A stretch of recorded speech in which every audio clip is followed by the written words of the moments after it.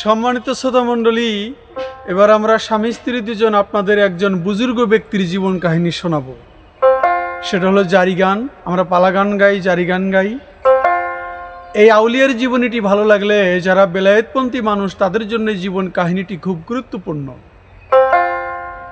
আমি শুরু করলাম একজন আল্লাহর বন্ধু আবু নাসসার রহমাতুল্লাহ আলাইহ তার জীবন কাহিনী। যেরকম খাজা মঈনুদ্দিন চিশতি, যেরকম বরফির আব্দুল কাদের জিলানী, ওই লেভেলের একজন আল্লাহর ওলি। সেই নবীর পরে যারা আউলিয়া কেরাম এসেছেন তাদের মধ্যে তিনি একজন ন্যূনতম। ভুল ত্রুটি ক্ষমা করবেন, সকলের কাছে ক্ষমা প্রার্থী।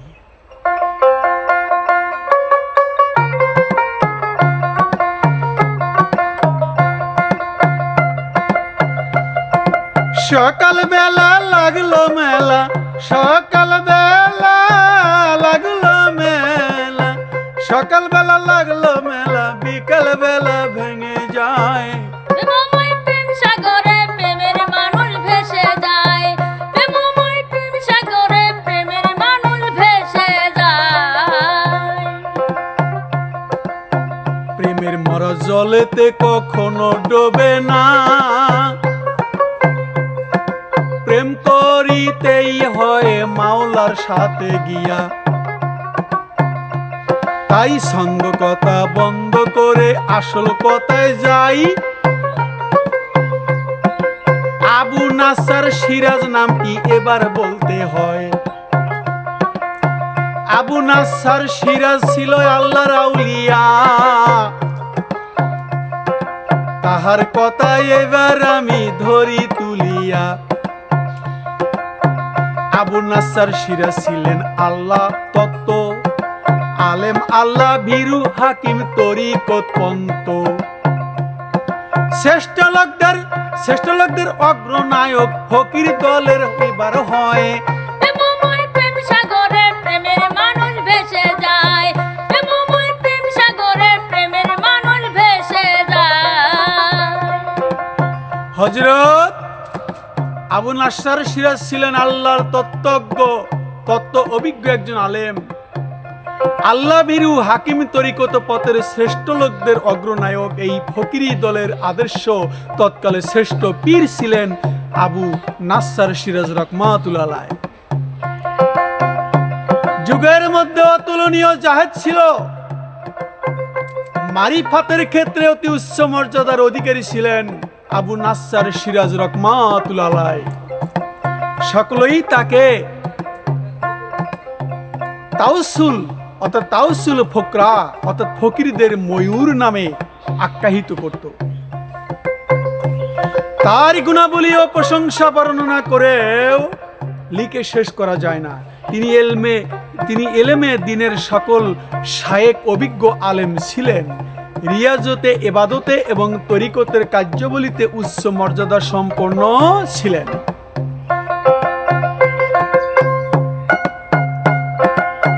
মারিফাতের ভাব ভেসে,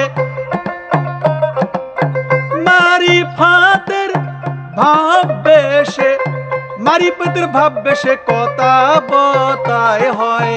প্রেমময় প্রেম সাগরে প্রেমের মানুষ ভেসে যায়, প্রেমময় প্রেম সাগরে প্রেমের মানুষ ভেসে যায়। তাই হাকিকত জ্ঞান তিনি আদর্শ স্থানীয় ছিল। মারিফাত সম্বন্ধে নামক বিখ্যাত গ্রন্থ লিখল তিনি। হযরত শারি শাকতি আল্লাহর এক আউলিয়া শাহুল তাস্তরি ছিল, তার সাক্ষাৎ পেয়েছে তখন। আরো বহু প্রধান মাশায়েখ কেরামের সাথে সাক্ষাৎ করেছিল এই আবু নাসসার সিরাজে। তিনি তুষনগরের অধিবাসী, আপনাদের দি পরিচয়। প্রেমময় প্রেম সাগরে প্রেমের মানুষ ভেসে যায়, প্রেমময় প্রেম সাগরে প্রেমের মানুষ ভেসে যায়। তাই একবার তিনি পবিত্র রমজান মাসে বাগদাদের শহরে, এবার বাগদাদ শহরে তাশরিফ আনায়ন করিল আল্লাহর পাক কোরআন। লোকে শাওনিশার মসজিদে তাকে দেখান, তাকে একটি নির্জন কোঠা নির্ধারণ করে দেয়। তারা তাকে ওই মসজিদে দরবেশ রূপে পায়। ইমাম নিযুক্ত করিল এই আউলিয়ারে, তিনি ঈদ পর্যন্ত তাদের ইমামতি করলো যে তরবারি। এবার তারাবির নামাজ 5 বার, তারাবির নামাজে 5 বার কোরআন খতম দিতেন, এবার দিতেন তাই। প্রেমময় প্রেম সাগরে প্রেমের মানুষ ভেসে যায়, প্রেমময় প্রেম সাগরে প্রেমের মানুষ ভেসে যায়। সকালবেলা লাগলো মেলা, সকালবেলা লাগলো মেলা, বিকেল বেলা ভেঙে যায়। প্রেমময় প্রেম সাগরে প্রেমের মানুষ ভেসে যায়, প্রেমময় প্রেম সাগরে প্রেমের মানুষ ভেসে যায়। কারণ তিনি পবিত্র রমজান মাসে বাগদাদ শহরে গেলেন, তাশরিফ আনায়ন করলেন। লোকে শাওনিয়ার একটা মসজিদ ছিল বাগদাদে, তাহাকে একটি নির্জন কোঠা নির্ধারণ করে দিলেন ওই বাগদাদের লোকেরা। তারা এই আবু নাসসার রহমাতুল্লাহকে ওই মসজিদের সেই দরবেশদের ইমাম নিযুক্ত করলেন।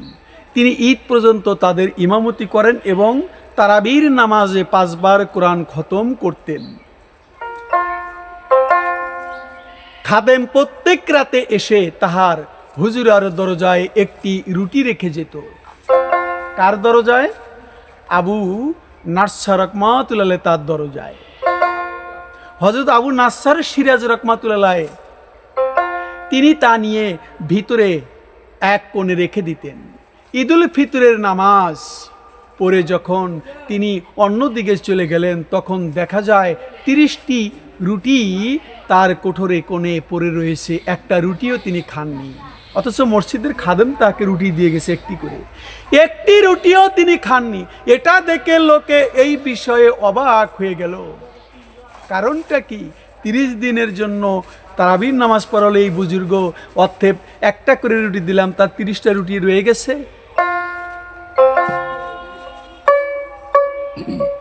একবার শীতের মৌসুমে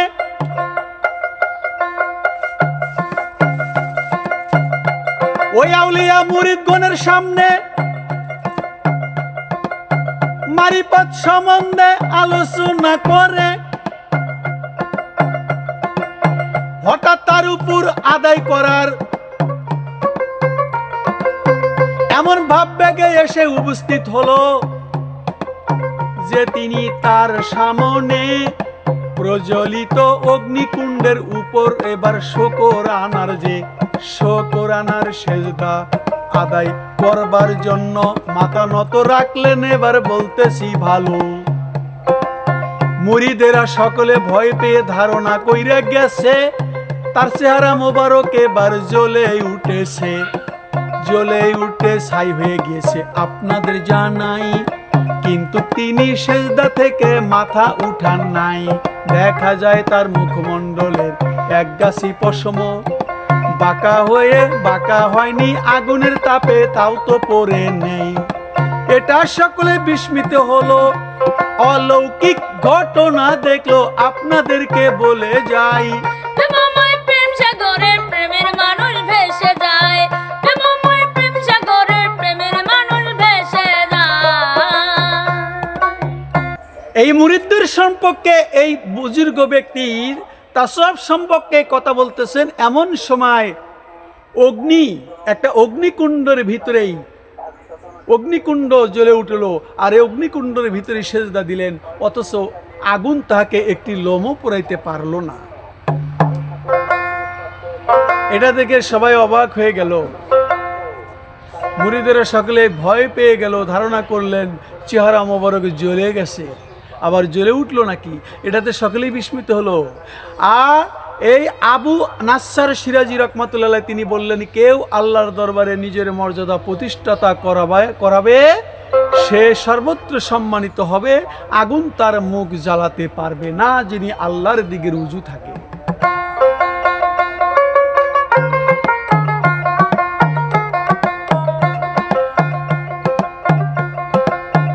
এই আবু নাসসার সিরাজি নিজেই গেছে কইয়া, ইশক এমন একটি আগুন যায় হইয়া, ইশক হলো এমন আগুন নিজের ভিতরে, যখন তা আশেকের বুকে জ্বলে ধীরে ধীরে, অন্তরে প্রবল আকার যখন ধারণ করে, তখন অন্তরে তখন আল্লাহ সারা তার, আরে আল্লাহ সারা কি আছে আর তার অন্তরে, কিছুকেই জ্বালিয়ে ছাই করে দিতে পারে না, অন্তরে যার আল্লাহর ইশকের আগুন যায় জ্বলিয়া, সেই আগুনের চেয়েও বড় আগুন কি আর দুনিয়ায়। প্রেমময় প্রেম সাগরে প্রেমের মানুষ ভেসে যায়, প্রেমময় প্রেম সাগরে প্রেমের মানুষ ভেসে যায়। হযরত আবু নাসর সিরাজি আরো বললেন, আমি ইবনে সালেম নামে এক বুজুর্গ ছিল, আমি তাকে বলতে শুনছি আল্লাহর সাথে গো, আর নামাজের মধ্যে যে ত্রুটি ব্যতিক্রম ঘটে থাকে, তা এই নিয়তের কারণেই ঘটে থাকে, আর নিয়ত অধিক হলেও তাকে সেই নিয়তে সাথে তুলনা করা যাবে না আল্লাহর সাথে। আল্লাহ আল্লাহ থেকে আল্লাহর জন্য হয়ে থাকে সর্বদাই। প্রেমময় প্রেম সাগরে প্রেমের মানুষ ভেসে যায়, প্রেমময় প্রেম সাগরে প্রেমের মানুষ ভেসে যায়। আবু নাসর সিরাজি রহমাতুল্লাহ বললেন, আমি ইবনে সালামকে বলতে শুনেছি নিয়ত আল্লাহর সাথে হবে, আর নামাজের মধ্যে যে ত্রুটি ও ব্যতিক্রম ঘটে থাকে তা এই নিয়তের কারণেই ঘটে থাকে, আর নিয়ত অধিক হলেও তাকে সেই নিয়তের সাথে তুলনা করা যাবে না, যা আল্লাহর সাথে থেকে আল্লাহর জন্য হয়ে থাকে। আল্লাহর এই বুজুর্গ ব্যক্তি আরও বলেছেন, আল্লাহ বলেছেন হজরতে, তিনি বলেছেন যে আমি একটি পাগলের কথা বলবো, সেটা হলো বহুলুল পাগল। তিনি বললেন, বসরা সড়কের উপর আমি দেখলাম কয়েকটি বালক আখরুটি বাদাম নিয়ে খেলা করছে, তাদের অদূরে পৃথকভাবে একটি অল্প বয়স্ক বালককেও দেখলাম। এই সমস্ত বালকের খেলাধুলা ও হই হল্লার, সেই হই হাল্লার দেখে বসে কাঁদছে। আমি মনে করলাম হয়তো এই ছেলেপেলেদের আখরটি এবং বাদাম দেখে কাঁদছেন তিনি, কেননা তার কাছে খেলা করার কিছুই নেই। আমি তার কাছে গেলাম, গিয়ে বললাম, হে বালক, তুমি কাঁদছো কেন? আমি তোমাকে আখরোট ও বাদাম কিনে দেব, তুমি তাদের সাথে খেলা করবে। বালকটি মাথা তুলে আমার দিকে দৃষ্টি করে বলল, হে নির্বোধ, আমি খেলাধুলার জন্য সৃষ্টি হইনি।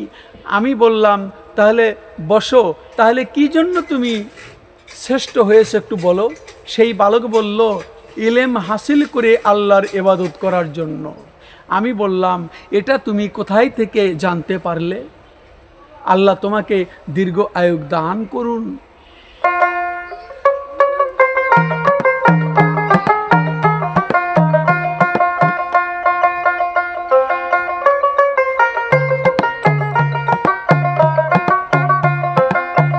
একটি আয়াতের মানে গেলাম বলিয়া, তোমরা কি ধারণা করছো দুনিয়ায় গিয়া আমি তোমাদেরকে অযথা সৃষ্টি করি নাই, আর তোমাদেরকে আমার কাছে ফিরে আসতে হয়।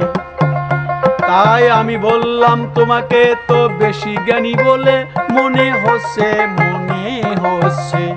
আমাকে সংক্ষেপে কিছু উপদেশ প্রদান করো এবার। তাই প্রেমময় প্রেম সাগরে প্রেমের মানুষ ভেসে যায়, প্রেমময় প্রেম সাগরে প্রেমের মানুষ ভেসে যায়।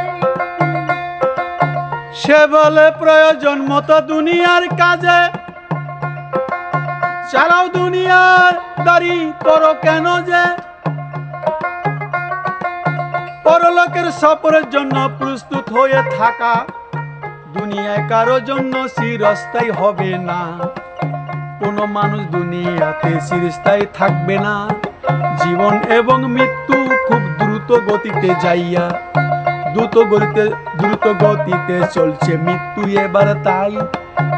হে সংসার সংসার শক্তের দল, দুনিয়াকে ত্যাগ করাই যে হয়, তার মধ্যে থেকে পর জগতের সপরে সরঞ্জাম হয়। প্রেমময় প্রেম সাগরে প্রেমের মানুষ ভেসে যায়, প্রেমময় প্রেম সাগরে প্রেমের মানুষ ভেসে যায়।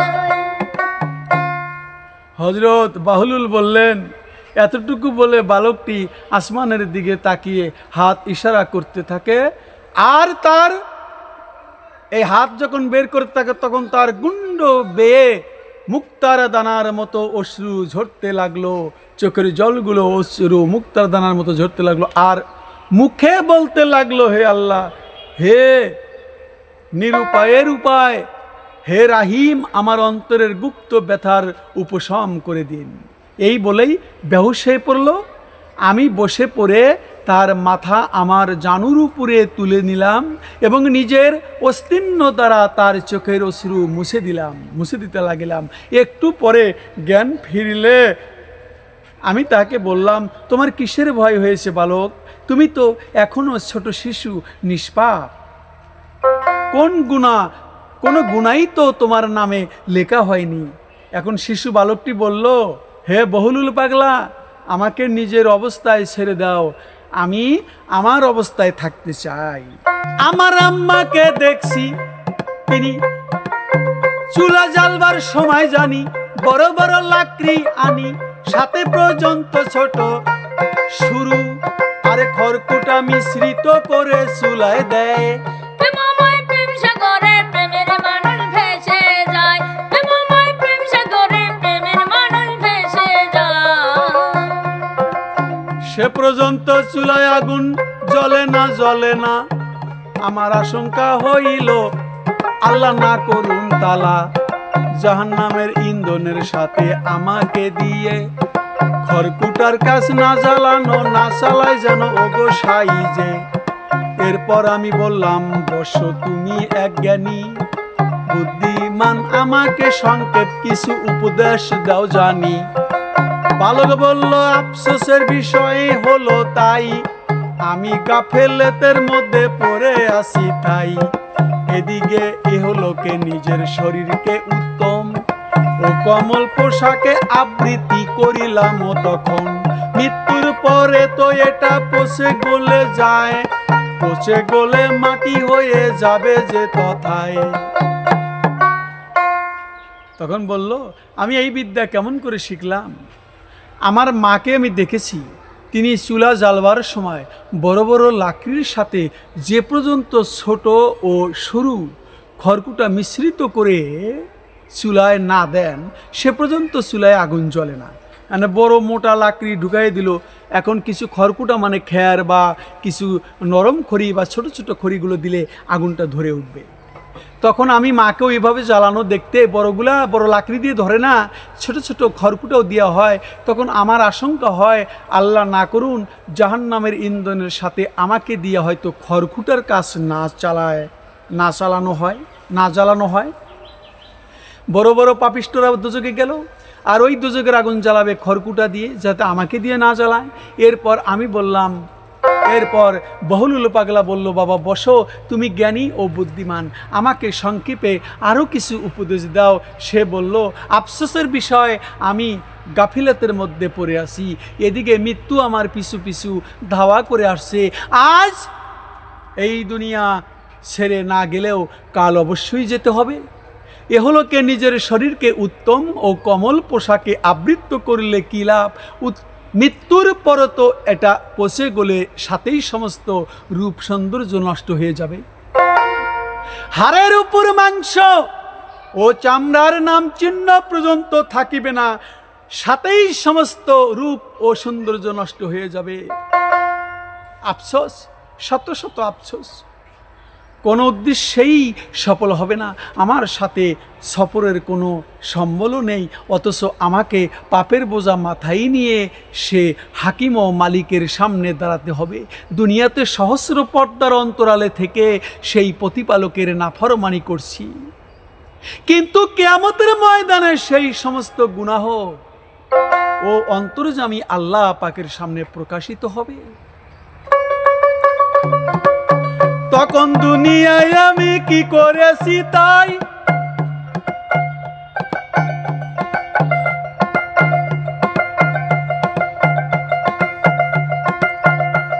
এখন কিয়ামতের ময়দানে কি জবাব আমি দেই?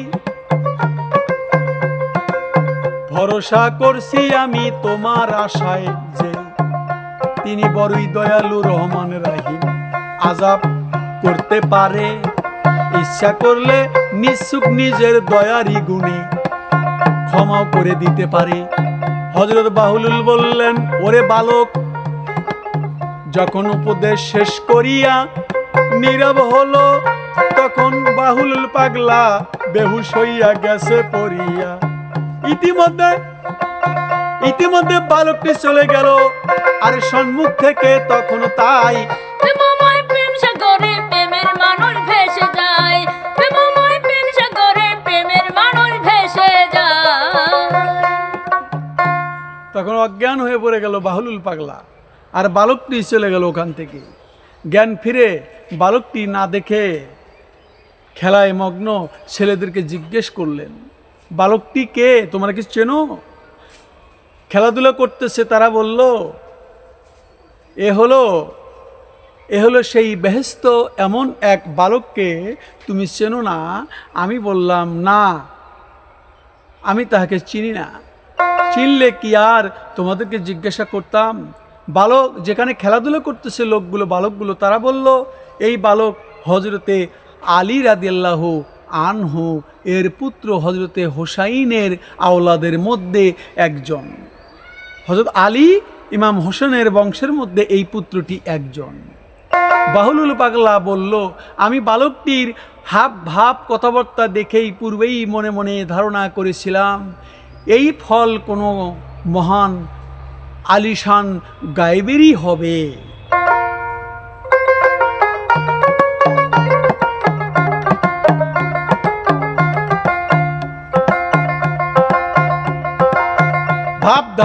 ভাবধারা রীতিনীতিতে মানুষ তিন শ্রেণীতে বিভক্ত হইয়া থাকে আপনাদের যাই বলে।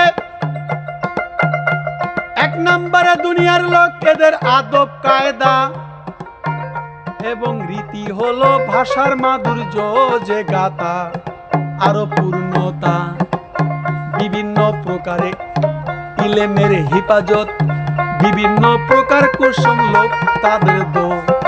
আদব কায়দা রীতি নীতি অন্তরের পবিত্রতা সাধন এবং গোপন রহস্য বলি হেফাজত যাই করিয়া। নফসানি খায়েশ ত্যাগ, নফসকে আল্লাহর ইবাদতের মশগুল রেখে সেই প্রাণান্ত পরিশ্রম করা। গ নম্বরে হলো আল্লাহ পাকের প্রতি অল্প মনোযোগ প্রদান এবং অন্তর যখন আল্লাহর অন্বেষণ আবৃত্তি হয় তখন সেই দরবারের হাজিরি লাভ করে বা সান্নিধ্যান লাভ করে এবং সেই অবস্থার উপর কায়মনে অতি নম্রতার সাথে প্রতিষ্ঠিত ও স্থির থাকা। কথিত আছে তিনি জীবিত দশায় বলেছিলেন, যে মৃত্যু লাশ আমার কবরের কাছে আনা হবে আল্লাহ ক্ষমা প্রাপ্ত হবে। কি বলেছেন? যে মৃত্যু লাশ আমার কবরের কাছে আনা হবে আল্লাহর ক্ষমা প্রাপ্ত হবে সে। আজ পর্যন্ত তুষ নগরে এই প্রথা চলছে যে প্রত্যেক জানাজাকে প্রথমে তার নামাজের কাছে তার মাজারের কাছে এনে রাখা হয়, এরপর নির্দিষ্ট কবরে দিয়ে দাফন করা হয়, কারণ আল্লাহ ওই ব্যক্তিকে ক্ষমা করে দিবেন। এই পর্যন্ত আল্লাহ পাকের অলির জীবনী, এই পর্যন্ত আমি এবার শেষ করি। ভুল করিলে ক্ষমা করবে তোমাদেরকে বলে যাই। প্রেমময় প্রেম সাগরে প্রেমের মানুষ ভেসে যায়, প্রেমময় প্রেম সাগরে প্রেমের মানুষ ভেসে যায়।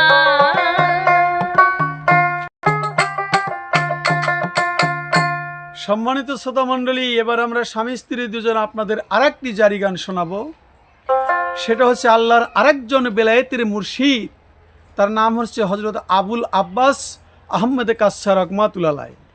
আবুল আব্বাস রহমাতুল্লাহ এই জীবন কাহিনীটি যদি শুনলে ভালো লাগে তাহলে আমাদের গাওয়া সার্থক হবে। এখন আমি আল্লাহর নামটি নিয়ে শুরু করলাম সেই জীবন কাহিনীটি।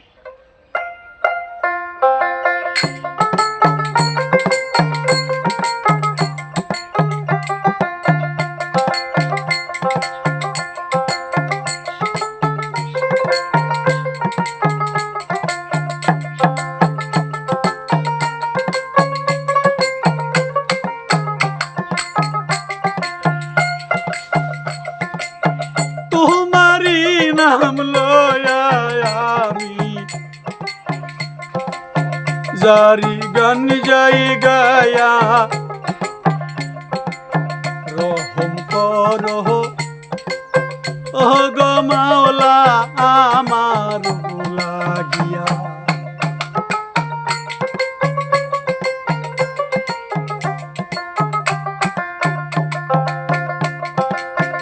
আব্বাসী বিনে আহমদ রহমাতুল্লাহ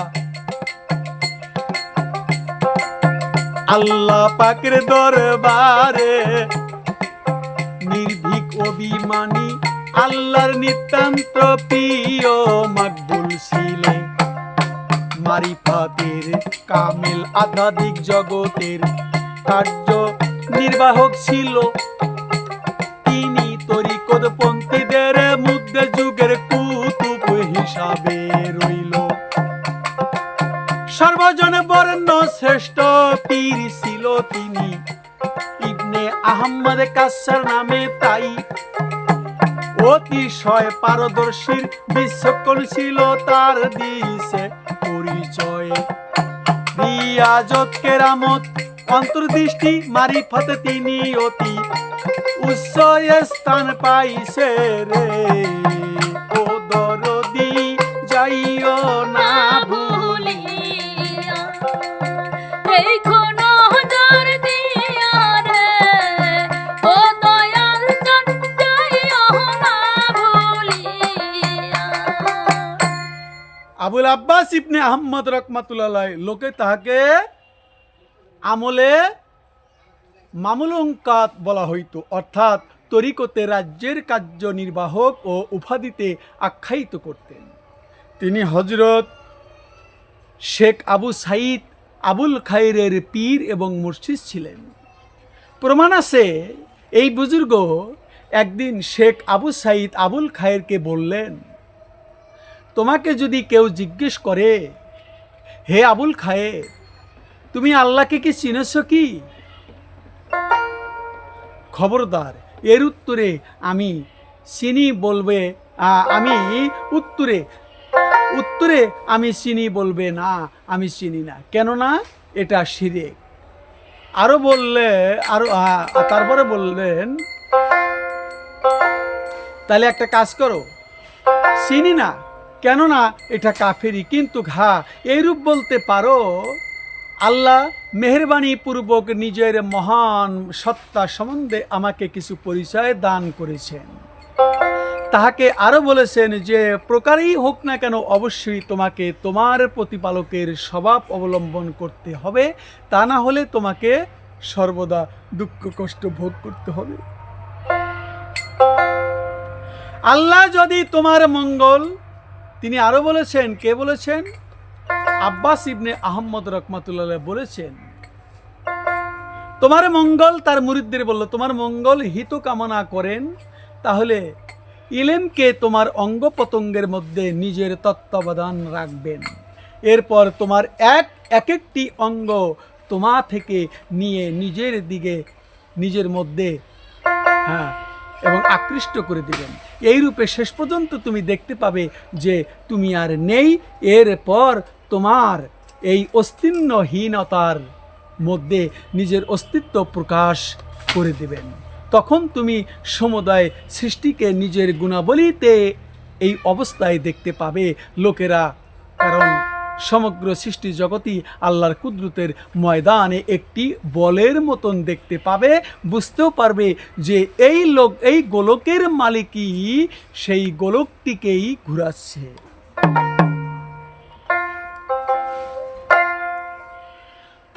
অনেক মানুষ আল্লাহ থেকে আজাদি হইতে চায়, কিন্তু আমি তার দাসত্ব চাই, আমি আজাদ হইতে না চাই। কেন না তার দাসত্বেই শান্তি, নিরাপদে থাকতেই পারি। আর আল্লাহর সাথে সম্পর্কহীন আজাদ ব্যক্তি বিপদে ধ্বংসের স্থানে যায় জানি।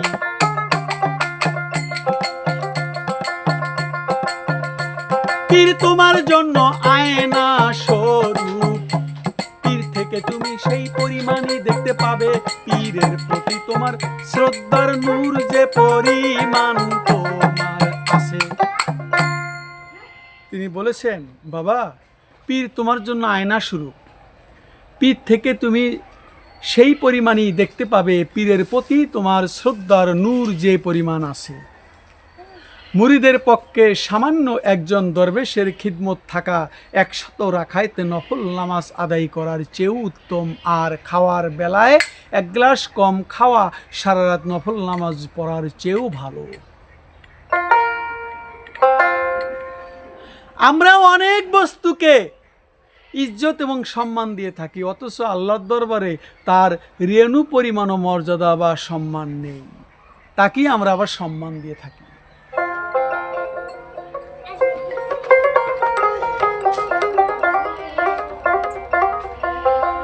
আমার ইবাদত ও নাফরমানি দুটি বস্তুর সাথে সংশ্লিষ্ট। তিনি বলেছেন, কে বলেছেন? আবুল আব্বাস ইবনে আহমদ রহমাতুল্লাহ আলাইহি। তিনি আরো বলেছেন, আমি আহার করলে সর্বপ্রকারের নাফরমানির উপকরণ আমার মধ্যে দেখতে পাই, আর অনাহারে থাকলে এবং আহারাজ্য দ্রব্য থেকে হাত বিরত রাখলে সর্বপ্রকারের ইবাদতের উপকরণ আমার মধ্যে বিদ্যমান দেখতে পাই। জাহিরি এলেম একটি অমূল্য রত্ন। কি বলেছেন? জাহিরি এলেম একটি অমূল্য রত্ন, যা সমস্ত পয়গম্বরের ধর্ম প্রচার অর্থাৎ আল্লাহর প্রতি আহ্বান এবং এলেমে জাহিরির সাহায্যেই হয়েছে সেটা। আর সেই এলেমে জাহিরি এলেমটার বর্তমান পীর মাসেকরা কয় এলেমে জাহিরি এলেমের কোনো মূল্য নাই। এখানে জবরদস্তি আল্লাহর ওলি বলেছেন জাহিরি এলেম হলো একটা রত্নস্বরূপ। এই অমূল্য রত্নের একটি রেণুও যদি তাওহীদীদের পদ্মার অন্তরাল থেকে বের হয়ে আসে, তাহলে সমগ্র সৃষ্টির জগৎ অস্তিত্ববিহীনভাবে পর্দার নিচে আত্মগোপন করবে। এই আল্লাহর ওলি বুজুর্গ বলেছেন, হযরত মুহাম্মদ মুস্তাফা সাল্লাল্লাহু আলাইহি সাল্লাম মৃত্যু নন। তুমি চোখের এই অংশ দ্বারা রাসূল পাক সাল্লাল্লাহু আলাইহি সাল্লামকে তুমি দেখতে, তোমার চোখের সেই অংশটুকু মরে গিয়েছে যে অংশ দিয়ে তুমি নবীকে দেখবে।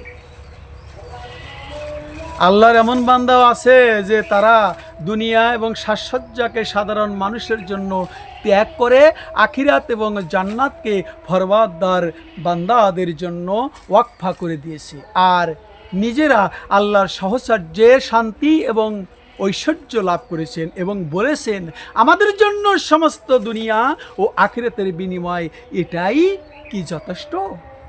প্রভুতির দরবার থেকে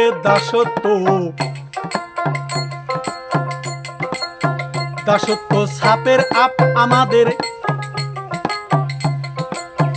উপরে সে পৌঁছেছে ভাই আমাদের জীবনের।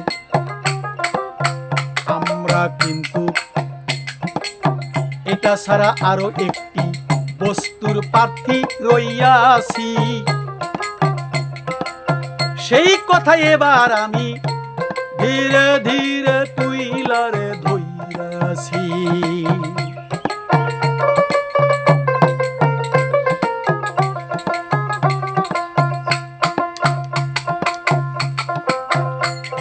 সেই বান্দাই ভাগ্যবান যাকে আল্লাহ নিজের অস্তিত্ব সম্বন্ধে জানাইছে, সেই বান্দাই তো এই জীবনের ভাই ধন্য রে হইয়াছে। তরিকতপন্থী আল্লাহওয়ালা লোক সাধারণ মানুষের জন্য শান্তি এবং আরাম ভয়ের কারণ নয়, কেননা আল্লাহওয়ালা লোক তারা আল্লাহর সংসর্গে রয়েছেন এবং মানুষকে আল্লাহর পক্ষ থেকেই দেখেন। তারা মানুষকে আল্লাহর পক্ষ থেকে দেখেন। তিনি আরো বলেছেন, নেককার লোকের সহবত এবং বুজুর্গ ও মোবারক স্থানসমূহের রিয়াজত মানুষকে আল্লাহর নিকটবর্তী করে দেয়। এমন লোকের সঙ্গ অবলম্বন করো যার সঙ্গ তোমার বাহির এবং ভিতরকে মারিফাতের আলোকে আলোকিত করে দেয়।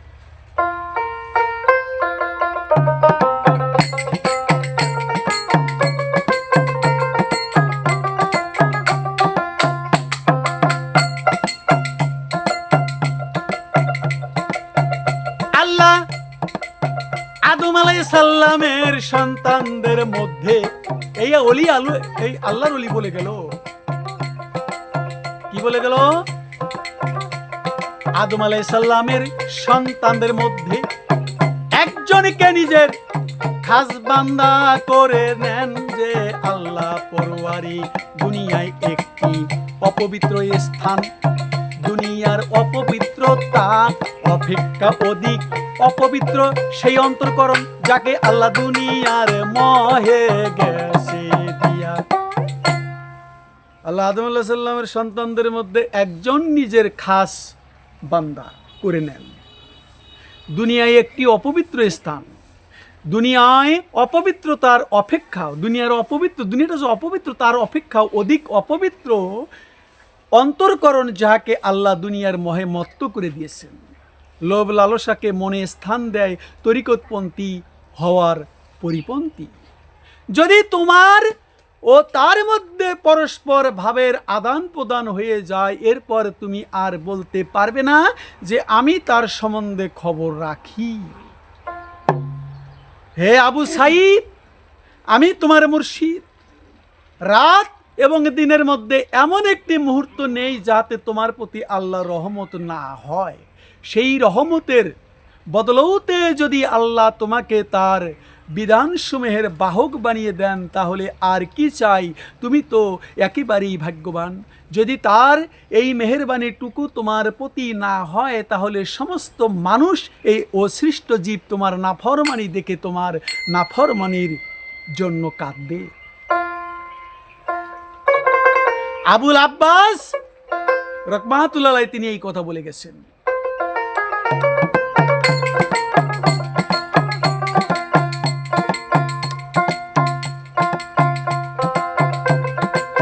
যে আল্লাহ পাক ভিন্ন অন্য কোন বস্তুর অন্বেষণ না করে তার দু আল্লাহ এইবারে বুঝাই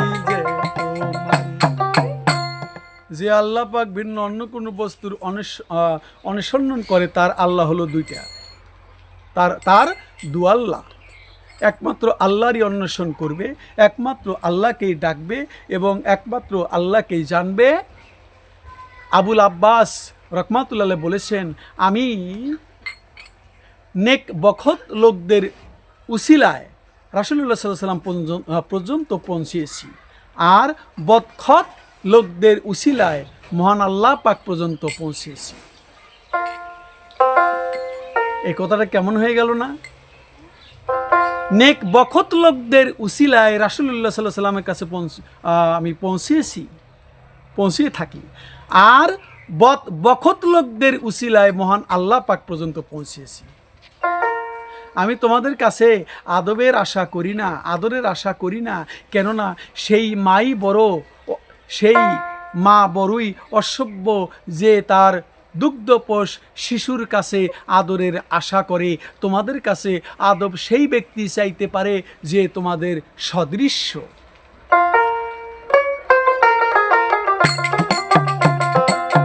আমার সত্যিকারের রূপ কেউ দেখতে পায়নি। আবুল আব্বাস ইবনে রহমাতুল্লাহ তার রূপ কেউ দেখতে পারেননি। যেই ব্যক্তি আমাকে দেখেছে আমার মধ্যে তার গুণ অবস্থায় দেখতে পেয়েছে। আল্লাহ আমার অস্তিত্ব বিলুপ্ত করে অস্তিত্বেরই মধ্যে আমাকে প্রকাশ করে আমার দ্বারা তার অস্তিত্বকে যে একটি সেজদা করিয়েছে। আল্লাহর এই বুজুর্গ ব্যক্তি বলেছেন, আবুল আব্বাস রহমাতুল্লাহ, আল্লাহ আমার অস্তিত্ব বিলুপ্ত করে তার অস্তিত্বের মধ্যে আমাকে প্রকাশ করে আমার দ্বারা তার অস্তিত্বকে যে একটি সেজদা করিয়েছে তা সে সমস্ত সৃষ্ট বস্তু অপেক্ষা উত্তম যা সৃষ্টি করেছেন ও ভবিষ্যতে সৃষ্টি করবেন। আমি হযরতে আদম আলাইহিস সালামের গৌরবের কারণ, আদম আলাইহিস সালামের গৌরবের কারণ, আর হযরত মুহাম্মদ মুস্তাফা সাল্লাল্লাহু আলাইহি সাল্লামের চোখের শান্তি। কেননা হযরত আদম আলাইহিস সালামের গর্ব করবেন যে আবুল আব্বাস কাচ্ছারের ন্যায় লোক তার সন্তানদের মধ্যে রয়েছে, আর রাসূল আকরাম সাল্লাল্লাহু আলাইহি সাল্লাম আমাকে তার উম্মতের মধ্যে দেখে তার চোখ উজ্জ্বল হবে। অর্থাৎ এটাই তিনি শান্তি ও আনন্দ অনুভব করবেন।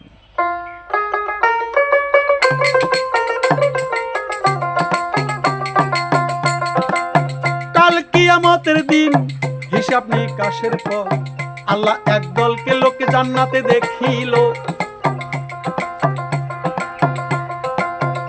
এবার জান্নাতে দাখিল করবেন একদল লোককে, আর একদল লোককে জাহান্নামে নিক্ষেপে করিবেন। এরপর জান্নাত জাহান্নামের রশি ধরে দুটিকেই গায়েবের দরিয়ার মধ্যে ডুবিয়ে দেবে। আল্লাহ যেখানে হবেন, আর যেখানে হবেন আল্লাহওয়ালা লোকদের রূহ, সেখানে হবে কিছু না কিছু না। তিনি বলে গেছেন কাল কিয়ামতের দিন হিসেবে নিকেশের পর আল্লাহ একদল লোককে জান্নাতে দাখিল করবেন, আর আরেক দল লোককে জাহান্নামে নিক্ষেপ করবেন। এরপর জান্নাত এবং জাহান্নামের রশি ধরে দুটিকেই গায়েবের দরিয়ার মধ্যে ডুবিয়ে দেবেন। আল্লাহ যেখানে হবেন আল্লাহওয়ালা লোকদের রুহু সেখানেই হবে, আর কিছু না। একদিনে তিনি নির্জন কোঠারায়, এই আল্লাহর বুজুর্গ লোকটি নির্জন কোঠারায় ধ্যানে মশগুল ছিলেন। এমন সময় মুয়াজ্জিন একামত বললেন। তিনি বললেন, এটা কেমন ব্যাপার? আল্লাহ পাকের সামনে থেকে উঠে দরবারের দিকে ফিরে আসা তো আমার জন্য বড় কঠিন কাজ। আমি তো আল্লাহর দরবারেই মরাকাবায় গিয়েছি। এরপর তিনি নির্জন স্থান ত্যাগ করে বাইরে এসে নামাজের জামায়াতে যোগদানের জন্য মসজিদে গমন করলেন এবং নামাজ আদায় করলেন, সমাধান করলেন নামাজ। এই রকম আল্লাহর বুজুর্গ অসংখ্য দুনিয়ায় গেছে আসিয়া, ধীরে ধীরে এইটা কইয়া তিনি ধীরে ধীরে উপদেশ দিয়া গেছেন গায়েবে হইয়া। তার মাজার কোথায় খুঁজে পাওয়া যায় না রে, আজও পর্যন্ত লেখা নাই জীবনীতে রে।